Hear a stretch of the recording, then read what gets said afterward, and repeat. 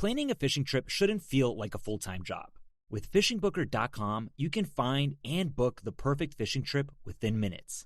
FishingBooker.com connects you with trusted fishing captains around the world.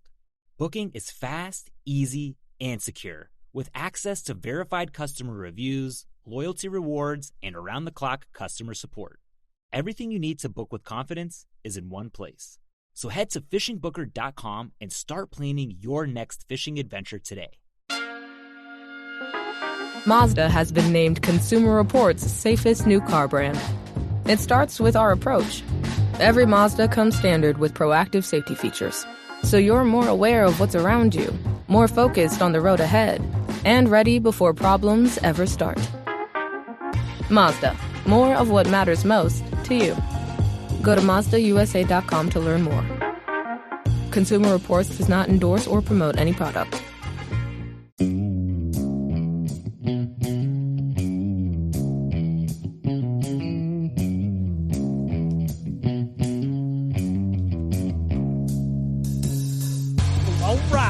Welcome back to the Survival and Basic Badass podcast with Kevin and Chuck.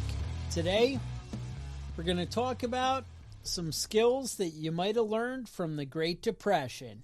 Everyone always thinks of like their grandparents and you know, just old people they know in the community of, you know, having these magical skills. You know, they all seem so handy and so take charge of their own lives. Well, a lot of that is because that's what you had to do if you wanted to survive or you wanted to eat. You know, it turns out that there's more to old people than just putting a nickel on the toilet when you're done or putting sugar packets in your purse, right?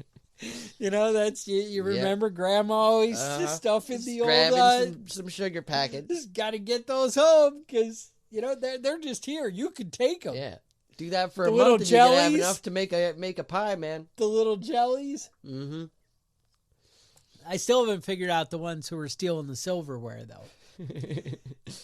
That wasn't me. Out of the diners or whatever, you know? Like, that isn't gonna, you know. Yeah, I do recall, I have stolen jellies, but it was more of a... Going on a camping trip? No, I wanted to see if my son would eat... packet of like the marmalade jelly marmalade. Yeah, he did, and he threw up.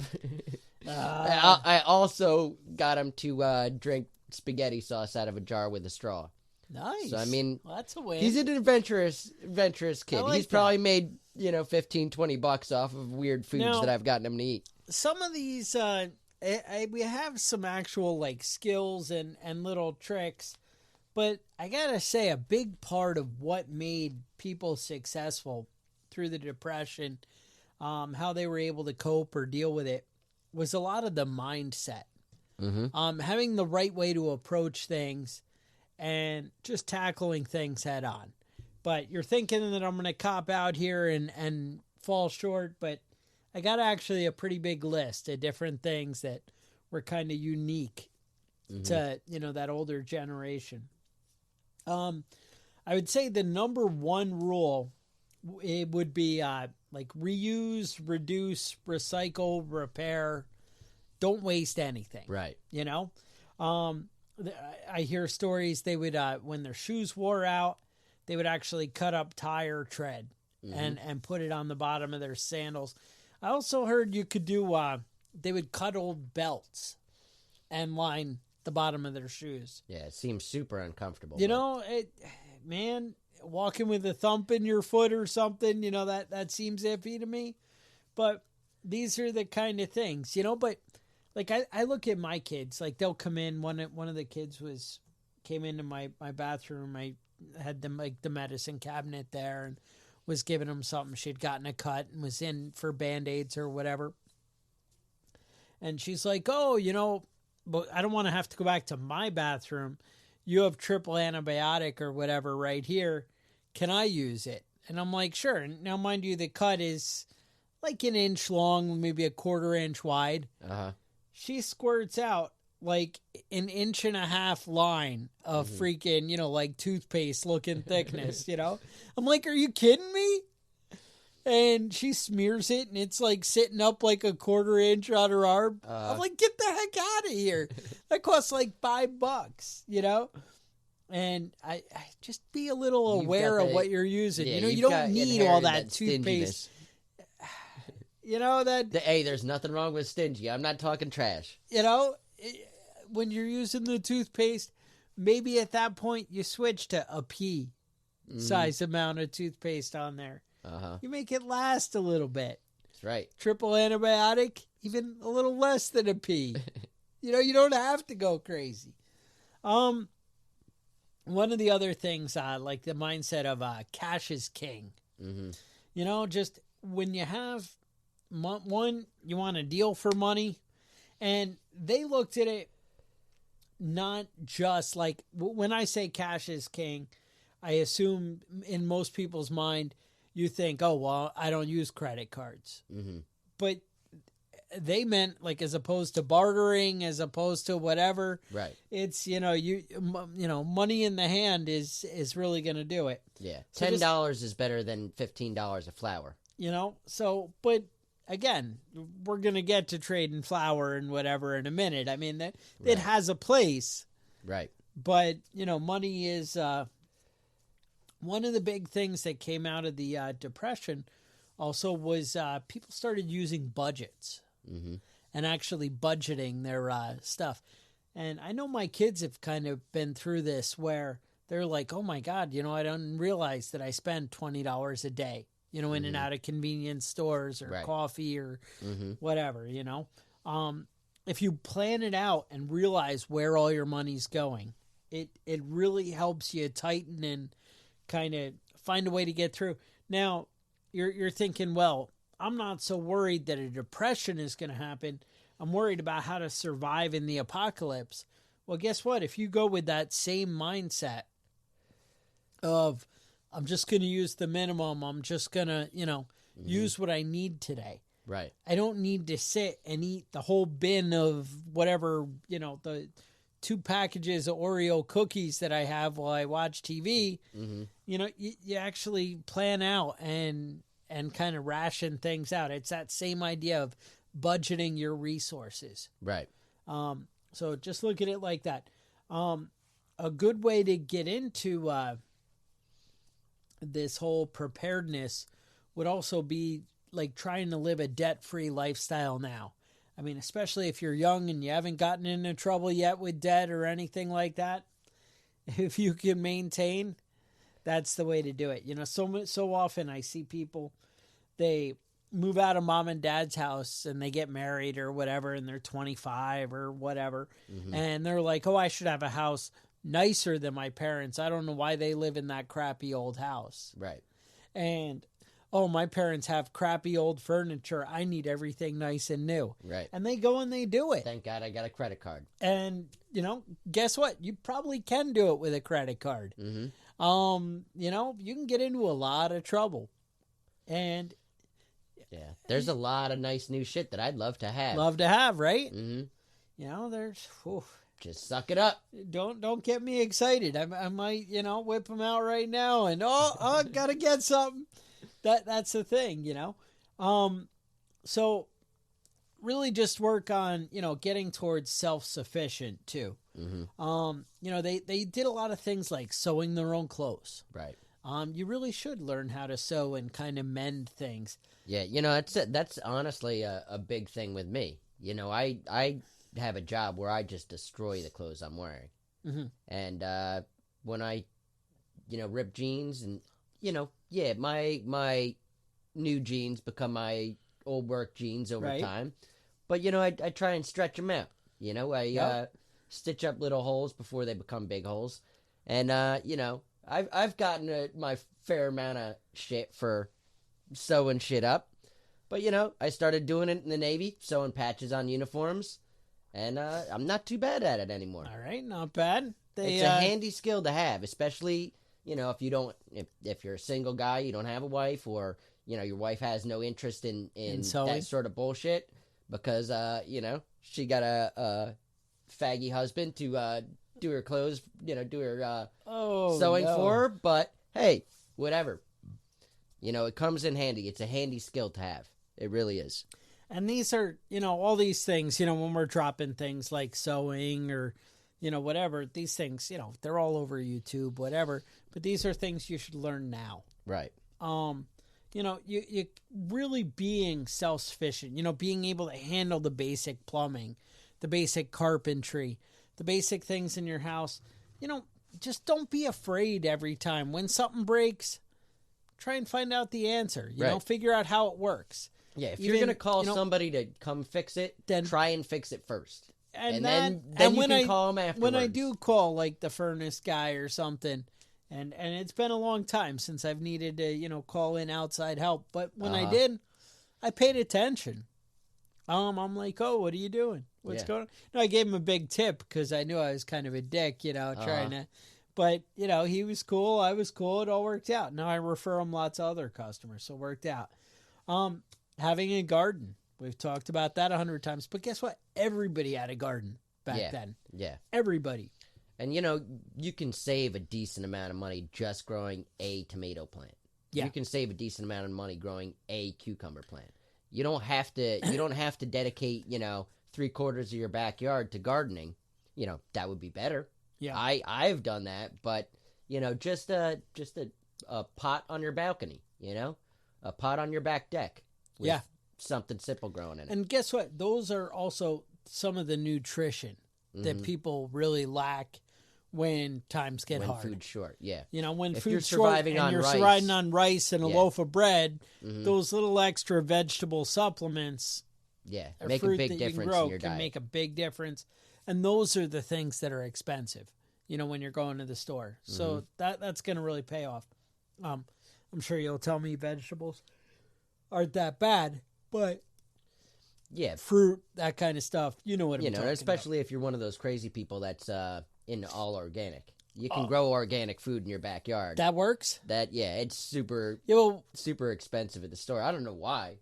It's because half of their crops have been eaten by bugs. Because the crops suck, right? Now, also, so work on stuff to save money. Cooking from scratch. Yeah, I actually have that on my list. That was on your list? Yeah. Cooking from scratch. A lot of people think of that as being a very complicated, time-consuming process. But there's a lot of recipes that you can do, that you can find. And then these are things simple. You can bulk up with less expensive things like rice and with, flour or whatever. Yeah, flour and sugar are not very expensive. That's something I keep on hand, and I use it.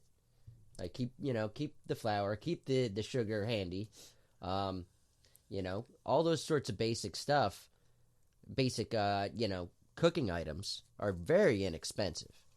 We were talking about lard and different types of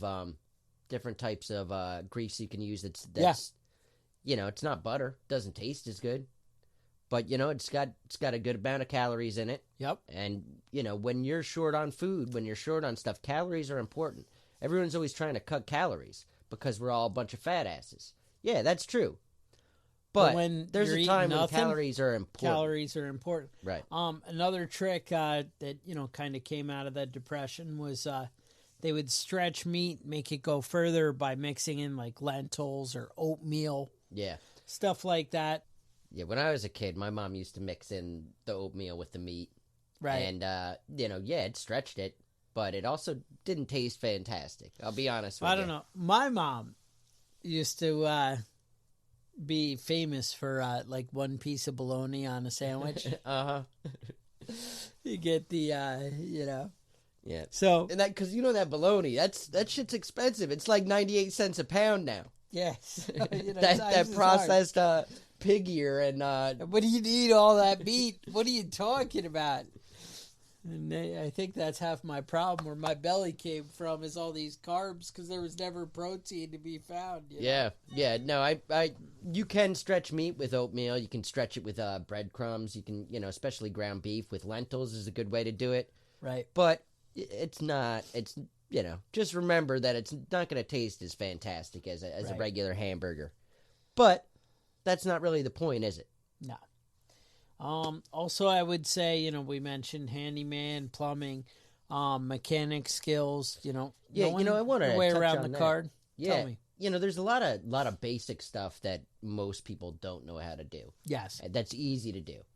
And if you can, afford to have your oil changed, that's great. But, it's not a bad idea to change your own oil at least once, so you know what you're doing. Right. If you've ever picked up a nail in a tire, tires aren't cheap, but plugging a tire is really cheap. It's really cheap. And that's a skill that I only learned in the past couple of years. I didn't realize me how too. simple it is. I Very do it simple. now, but and now my kids do it. Yeah. And that's it. The kit's like $6, or probably find it cheaper than that if you try. Right, and you can plug... and you can do like 20 10 tires, yeah. 20 tires with a kit. So, Yep. And it's not... I don't know about you guys. I don't know where you're going with your vehicles and, what sorts of environments you're in.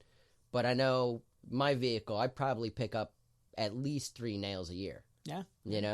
I'd be going through a lot more tires if I was replacing them every time they went flat instead of fixing them myself. Maybe you shouldn't be doing work in the driveway is what I'm recommending. maybe I should just dump nails out in the driveway and then go Just about my saying. business, leave it. Back in the day, also hunting and fishing played a big role. And these were common things that people just did. Became a much more of a coveted skill when, food was scarce. Right. But the truth is, if you know how to do it, you don't need to do it to survive. But if you know how to do it, you can save yourself a little bit of money, and you can, And they perfected a lot of squirrel recipes, a lot of, all the little things, the rabbits, but also don't have that as your whole system, because when everybody's doing it, there's a lot less squirrels running around. That's right. But, hey, it's somewhere to start. What else? People didn't really have this sense of entitlement. Mm-hmm. I got to say that they do now. People were a little more humble. And I think if you go with that approach, it's going to take you a lot further.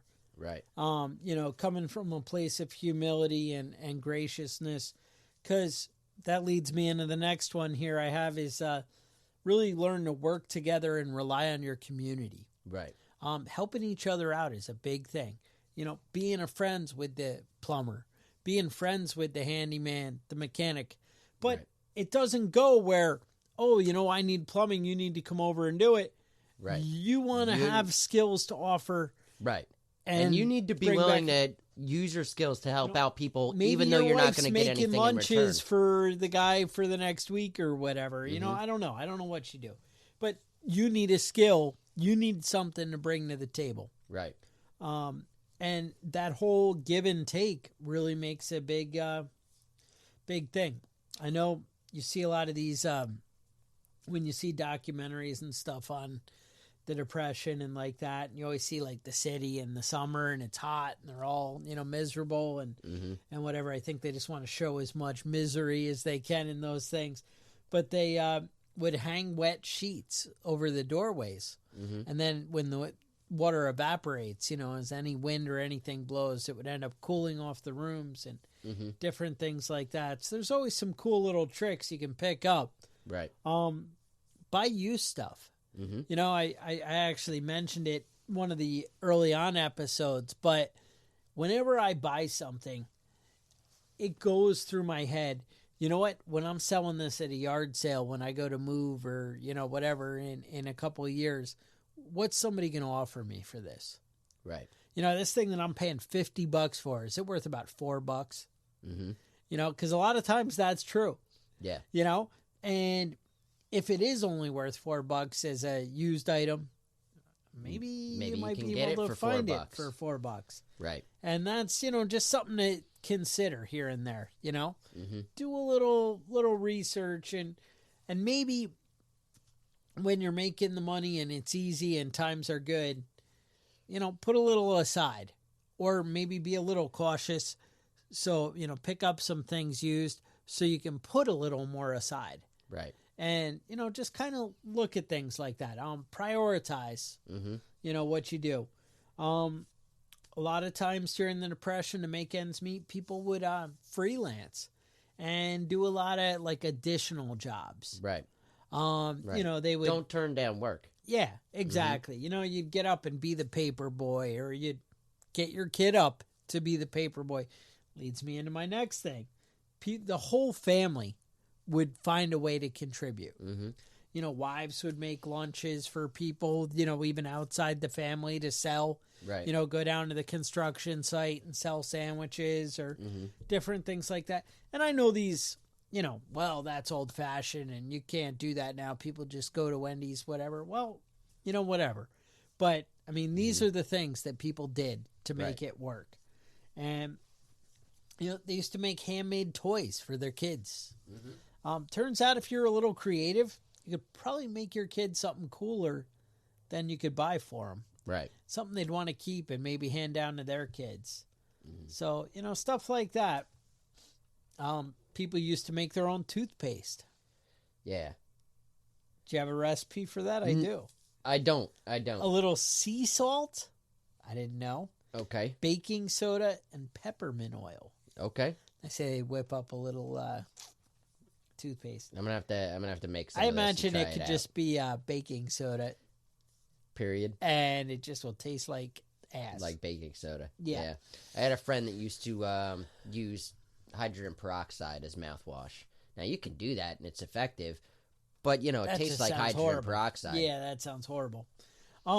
Another thing I had is when the Depression came, people really turned to the government for aid, and that's the fear. That's why you want to really take care of, you know, business on your own. That's why, you know, we preach long-term food storage. That's why we preach, you know, stockpiling, all this stuff.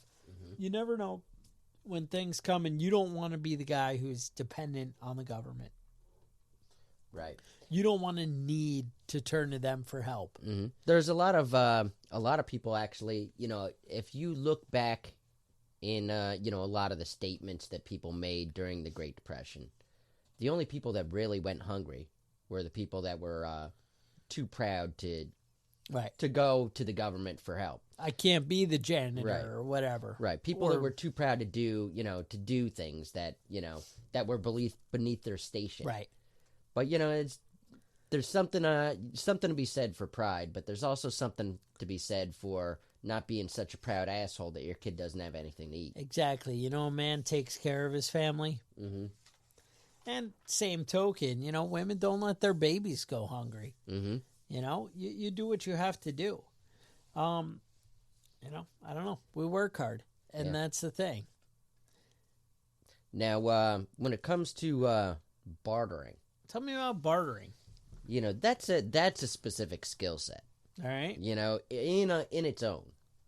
You know, go. You know, if you've ever haggled with a used car dealer, or even a new car dealer, you know, the trick to bartering is do your research. You know, figure out how low you know somebody's willing to go with something like that. Figure out what you have that can be beneficial to them. You know, there's a lot to that, and you know, a lot of that is having things stocked up. You know, if you have enough extra, a big thing during the Depression was vices, like alcohol and things like that. Things Cigarettes, that weren't so whatever. easy to, you know, so easy to get a hold of, and those are great trading items. You know, during the Depression, that was also prohibition, and the only rich people during the Depression. So I were should people smuggling learn how to liquor. make moonshine. Is what Make you're saying. moonshine, yeah. Why not? Why not? I was seeing one of the guys on our Facebook page. I was just scrolling through the other day, and I remembered he was talking about making homemade wine. That's a valuable skill. Yep. You know, the making your own beer. That's a valuable skill, especially when you know, when it's not so easy to come up with the $15 for a 12-pack, or hell, most of the beer I'm seeing now lately is like $25 for a 12-pack. What's going on here? Times are hard. Ridiculous. But anyway, I do have a recipe here for acorn coffee. Now, All the reviews I read said it tastes fantastic. I'm going to give you the recipe, but it's not a replacement for coffee because it has no caffeine. Oh, it just tastes like coffee. Well, guess what? I heard on the news this morning that the Hudson River has a really high caffeine content. It also has a lot of high feces content, so don't drink it hoping that you can skip. And it turns out it has a high prescription drug content. Mm-hmm. And they said from Albany to New York City, so you're talking about 100, 120 miles, that our local town here in Kingston was the highest concentration. Yep. Something to be proud of. And I feel like you might have had a hand in it. Yeah, well, you do what you can. We all got to help out. Yeah. So I'm just I've saying, been swimming in that river, and I'm eating fish out of that river. When you're making this coffee substitute, if you use the same river that the sewers go into, take that water to make that your water. Acorn Use coffee. that for your Acorn coffee because it's going to come pre-caffeinated. Here's the set. Fall when the acorns start falling. Collect the acorns.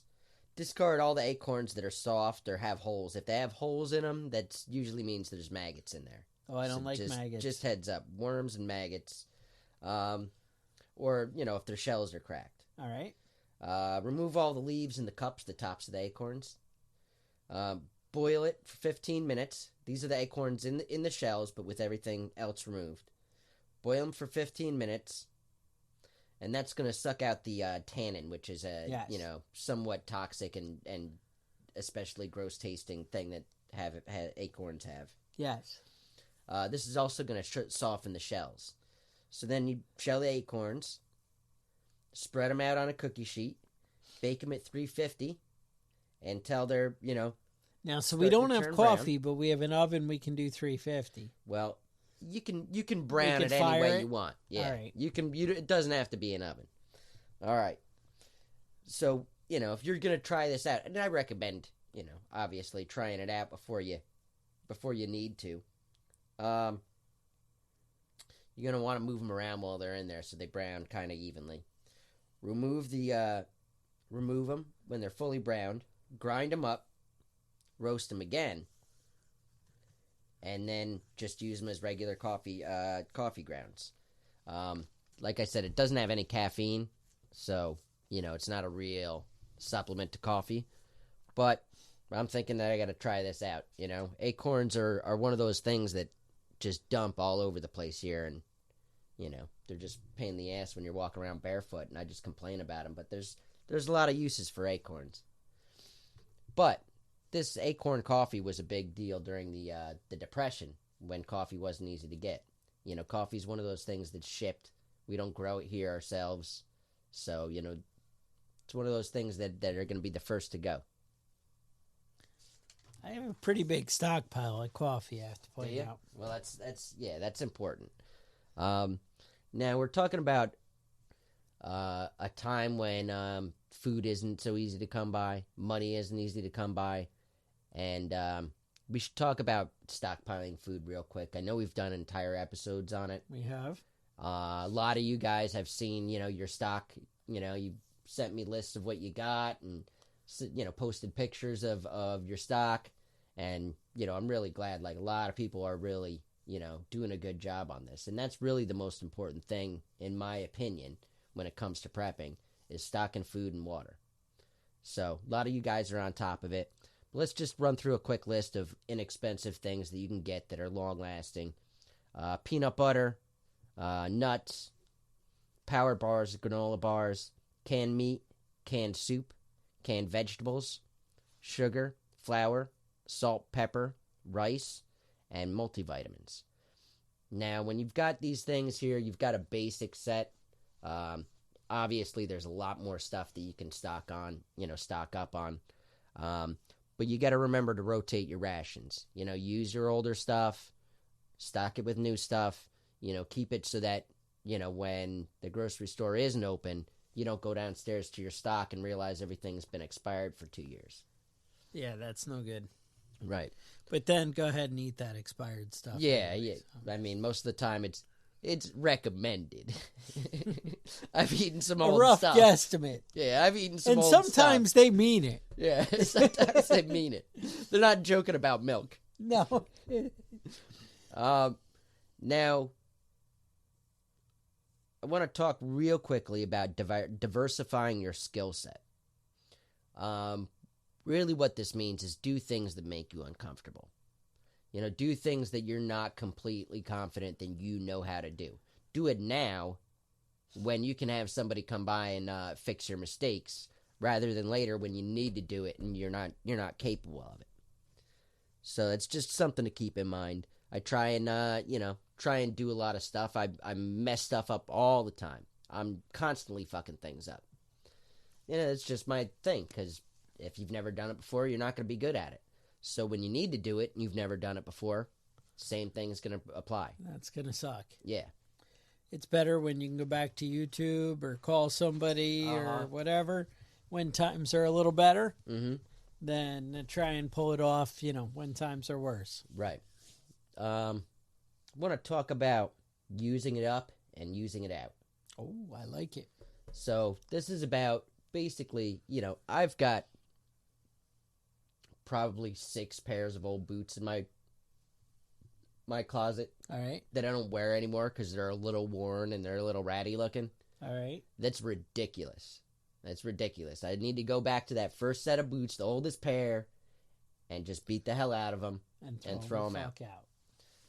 Wear them out. All right. Now, personal pro tip, when you get a new pair of boots, polish it. If you don't know how to polish your boots, learn how to polish your boots. It's going to make them last a lot longer. I got to say, when I was on a ship and out at sea, I was like, oh, we're out at sea. Nobody gives me a hard time. I don't need to polish my boots. Mm-hmm. Turns out there's a reason. Right. They're so big on polishing your boots. Yeah. It's not because it makes them look good. It turns out. Mm-mm. Yeah, no, they mysteriously dried out and shredded and turned to crap in no time. Yeah. Something about the ocean salt or something, but it was wrong. And, that's a lot of that stuff is, just basically maintaining your tools. Yeah. You're working in the backyard. It's not going to rain. I'll just roll this up. Whatever. Go, come back at this tomorrow morning. Just clean your shit up. Just take it inside where it's not going to be covered with dew. You're going to spend the same time cleaning it up later. You may as well do it when you're supposed to. Or spend the same amount of time working Fix to it earn or money replace it. to replace it. Yeah. So take care of your stuff. They get lost, forgotten. Especially when you're low on cash. Take care of your stuff. It doesn't cost anything to give that little bit of extra, 10% of time and put everything away. I've learned that lesson myself. Okay. Old people are big on this. And that there's a reason for that. All right. Borrowing instead of buying. I want to talk about this real quick. Now, it's great when you're the borrower. Yes. Not fantastic when you're the borrowee.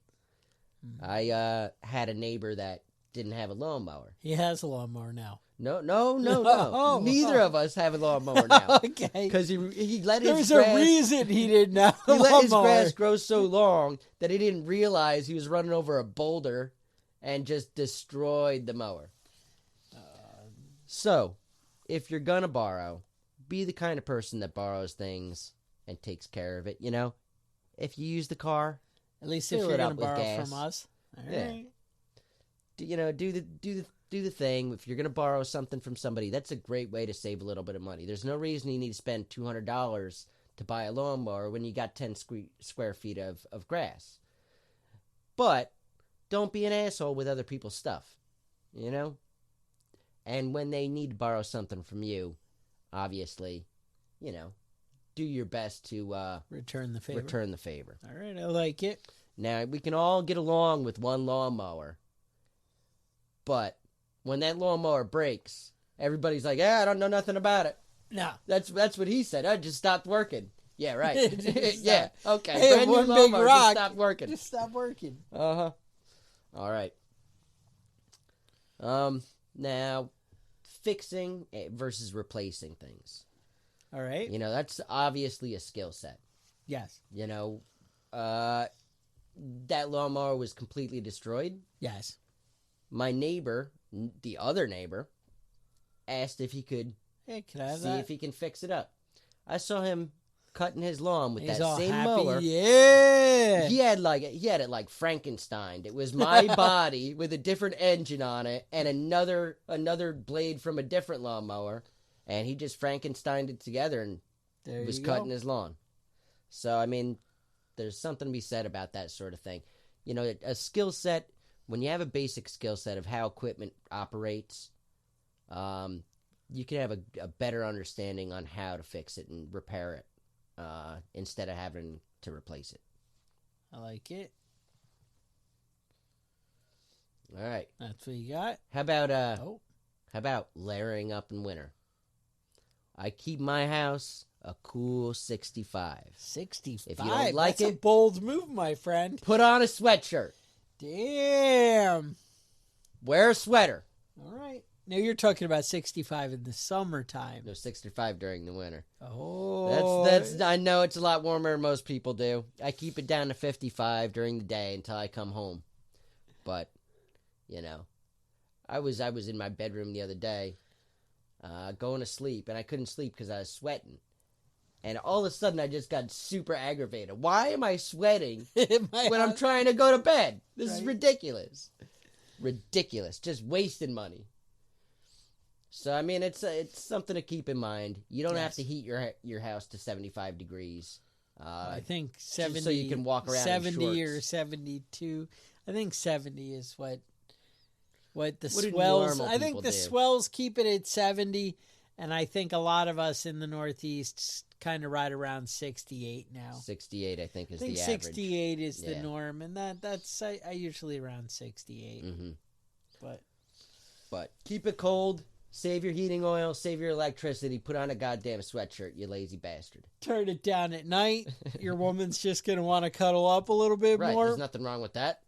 You know, hey, she's I mean- got it. My wife's always like, I have to stay close to you just to stay warm. And I'm like, Good. times is hard, you know? Uh-huh. I mean, I'm not very pro women wearing baggy hoodies around the house. No. But, I mean, hey, you got to do what you got to do, right? Yeah, sounds right. All right, that's all I got here. I think that brings us to a conclusion here. So you guys enjoyed this episode. You probably want to head over to iTunes, put a review up there.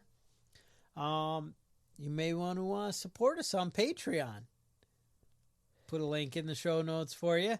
That's right. You also want to go over to our Facebook page. If you're not getting aggravated enough by like your normal Facebook feed and you want things that are really going to piss you off, Yes, we've got that. we've got that for you. Uh-huh. Just type in facebook.com/PreppingBadass or search out the Prepping Badass group and sign up for both of those. Mm-hmm.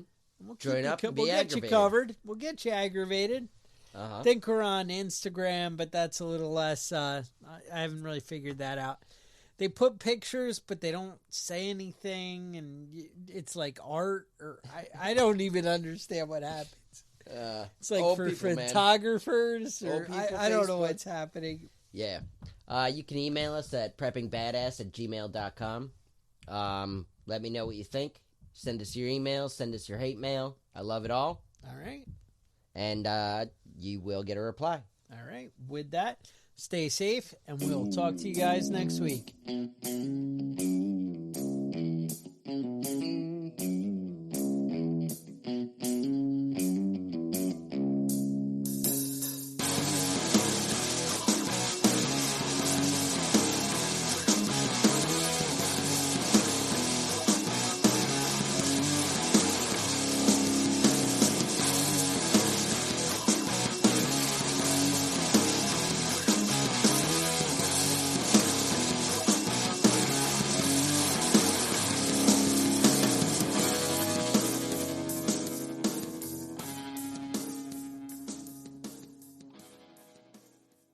Planning a fishing trip shouldn't feel like a full-time job. With FishingBooker.com, you can find and book the perfect fishing trip within minutes. FishingBooker.com connects you with trusted fishing captains around the world. Booking is fast, easy, and secure, with access to verified customer reviews, loyalty rewards, and around-the-clock customer support. Everything you need to book with confidence is in one place. So head to FishingBooker.com and start planning your next fishing adventure today.